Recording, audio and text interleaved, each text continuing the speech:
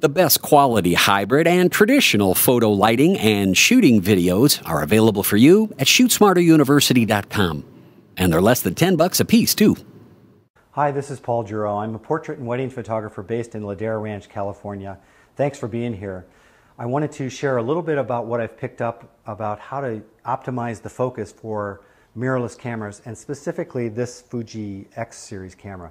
Now, if you don't use the Fuji X Series, your focus directions are going to be a little bit different. Some cameras, like the Lumix cameras, have face detection autofocus, which is a fantastic feature. So check the manual for the best options, but you might be able to take some of the things that I'm sharing with this one and see if it applies to your camera as well. I tend to use this camera in 2 of the 3 modes that it has for autofocus.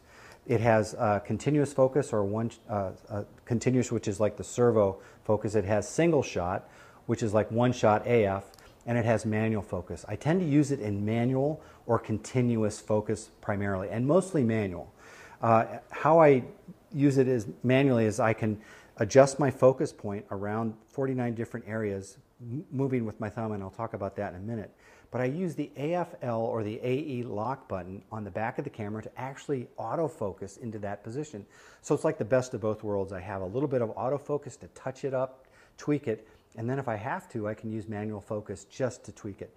Now, if I need something that's coming at me really fast, I can go to the continuous focus, and it will focus on the crosshairs in the center of the focus in the viewfinder and track focus. It'll just, wherever that is, it'll move to focus. You can stop focus by hitting that AFL or AEL button on the back. That basically works kind of the opposite of the way I used to use AI servo on the back of my DSLR previously, but it still does the same kind of thing. So those are the 2 systems that I use. I find that the single shot or the one shot mode, the S mode here on the Fuji, to be a little bit slower for my particular taste. Try it, you might find that it works better for you. The other thing that I want to encourage you to do is get to know the camera's buttons on the back by feel.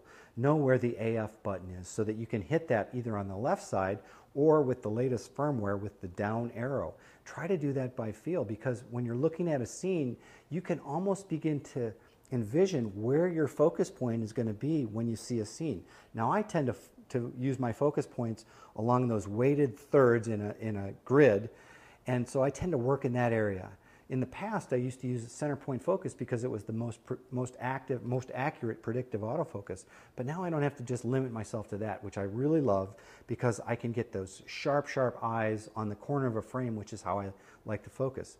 So what I do is I use my left hand to move the arrow, left hand to push in the AF button, then my right thumb to move the arrows, or hit the down arrow on the wheel, and then use the other arrows to move the focus point. That's going to be your quick way to move your focus points.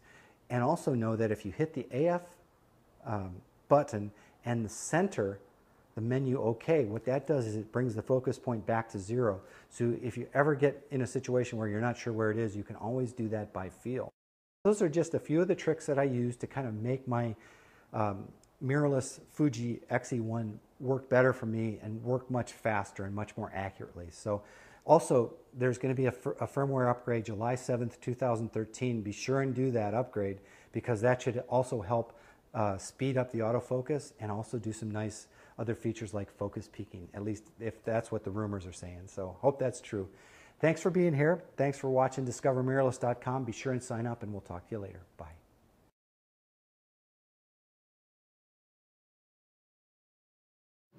The best quality hybrid and traditional photo lighting and shooting videos are available for you at ShootSmarterUniversity.com. And they're less than $10 a piece, too.